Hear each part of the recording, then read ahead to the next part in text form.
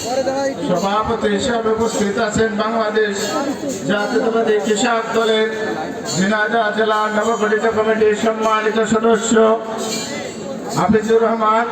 প্রধান অতিথি হিসাবে উপস্থিত আছেন বড় ভাই উসমান আলী, বিশেষ অতিথি থানা এবং পৌর বিএনপি সিনিয়র নেতৃবৃন্দ এবং সকল অঙ্গ সংগঠনের নেতৃবৃন্দ। প্রিয় ভাইরা, আমরা দেখেছি 5ই আগস্টের আগে কেউ রাতের বেলায় ঘরে থাকতে পারি নাই। আমরা বিলির মাঠে শুয়েছি, মহিষের গোয়ালে শুয়েছি। আজকে দেখতেছি হাজার হাজার নেতা কর্মী আজকে আমাদের নেতা বানাবেন, কিন্তু সম্মান দেবেন না, তা হবে না। এই মঞ্চের সভাপতি চেয়ার নাই।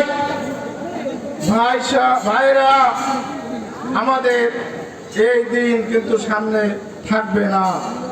আপনাদের বলবো, আপনারা সংগঠন সুশৃঙ্খল ভাবে করবেন। যারা এই মঞ্চে থাকে প্রত্যেকটা অঙ্গ সংগঠনের সভাপতি সেক্রেটারি বাদে সুশৃঙ্খল ভাবে মঞ্চে উঠাবেন, নাম ডেকে ডেকে উঠাবেন। প্রত্যেকটা লোক এসে আগে মঞ্চে বসে থাকে। যে মঞ্চে ফিরোজ ভাইরা থাকে সেই মঞ্চে এইরকম উচ্ছৃঙ্খল আচরণ কেউ করতে পারে না।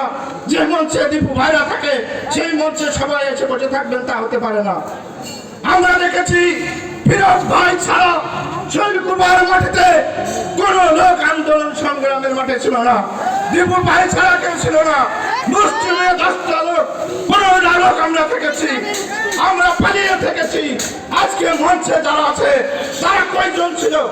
আমি বড় ভাই উসমান আলীর কাছে বলতে চাই, এই কৃষক দলের কমিটি সুশৃঙ্খল ভাবে করবেন এবং আগামীতে যেন এইরকম মঞ্চে এসে দাওয়াত দেবেন, মঞ্চে চেয়ার নাই, তা যেন না হয়। এই আশাবাদ ব্যক্ত করে সামনে যে কমিটি হবে সেই কমিটিতে যারা আন্দোলন সংগ্রাম করেছে তাদের নাম ছাড়া যদি কোনো আওয়ামী লীগের দোসর আপনারা নাম দিয়ে কমিটি করেন, সেই কমিটি আমরা প্রতিহত করব। এবং যারা সমাজে আধিপত্য সমাজ করতে চাচ্ছে তাদেরকে আমরা প্রতিহত করব। এই আশাবাদ ব্যক্ত করে শৈলকুপা পৌর বিএনপির পক্ষ থেকে জাতীয়তাবাদী কৃষক